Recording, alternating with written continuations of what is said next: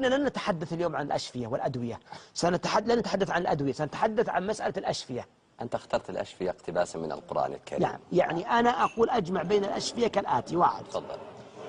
الله جل وعلا يقول في الأشفية اللي هو العسل: يخرج من بطونها شراب مختلف ألوانه فيه شفاء للناس، وأعظم الشفاء وأفضله القرآن، وننزل من القرآن ما هو شفاء. الحبة السوداء شفاء من كل داء. ثم أقوم بهذه العملية كالآتي: أحضر ماء زمزم. زمزم خلاص، لابد أن يكون زمزم أو الأفضل زمزم، لأنه طعام وطعم وشفاء من سقم. وأحضر زيت الزيتون. نعم.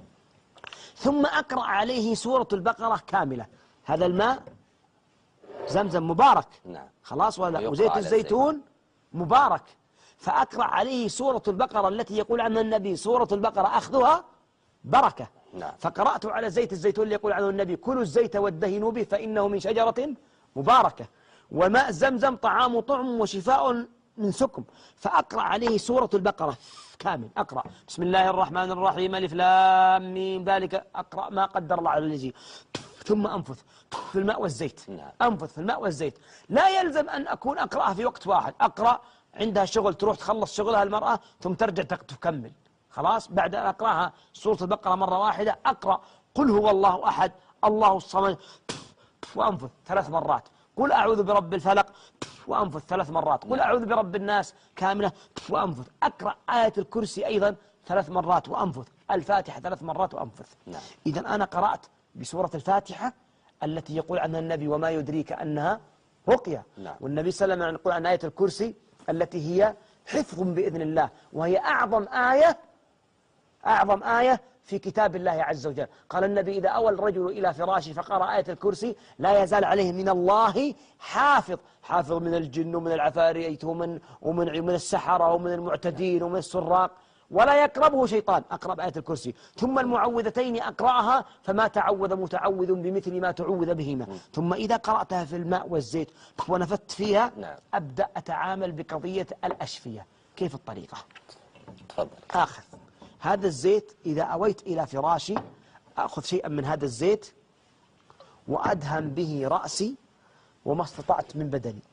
كامل البدن. نعم. أخذتها من فعل النبي صلى الله عليه وسلم، كان يقرأ بالمعوذتين فيجمع يديه ويمسح بها رأسه وما استطاع من قدمه مع زيت الزيتون الذي قرأها مبارك على البدن، لأن النبي يقول: كلوا زيت وادهنوا به. في الوقت هذا أجيب كأس من الماء اللي أنا قرأت فيه وأصب بالكأس، ثم آخذ ملعقتين من العسل.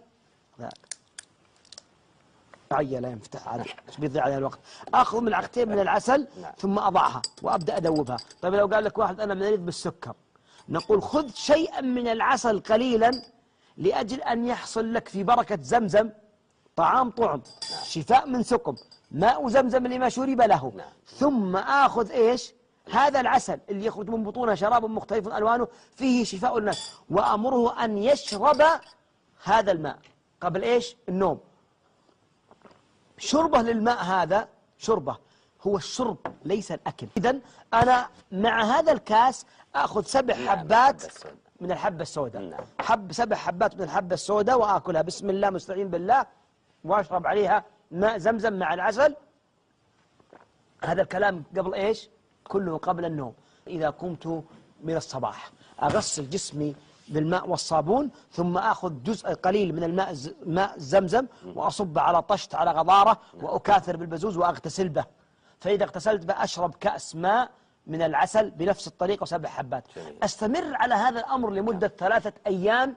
الأيام الأولى جسمي كله كاملا، ثم أبدأ اليوم الرابع والخامس والسادس والسابع بدهن أماكن الألم اللي تصدر لي وشرب كأس ماء مع 7 حبات من 3. نعم، سوف يحصل لها في الأيام الأولى شيئا من التعب والإرهاق والآلام في الجسم. لا تخاف المستخدمة بإذن الله، أرجو أن يكون شفاء. وهذا يعني الحقيقة كما قيل، يعني قيل أنها مبنية على التجربة في قضية العسل، لكن نحن نقول هي أشفية. نسأل الله عز وجل أن يشفي، يعني يبارك فيها وينفع بها. وأسأل الله جل وعلا، نحن ما عرضنا للناس إلا عسلا وزيت زيتون مبارك والحبة السوداء شفاء من كل داء وماء زمزم. فأسأل الله عز وجل مع هذا عليها بملازمة الاستغفار ودعاء الجبار في أوقات تحري الإجابة. وأسأل الله عز وجل أن يشفي كل مريض وأن يفك سحر كل مسحور، والله أعلم وأحكم. صلى الله وسلم على نبينا محمد.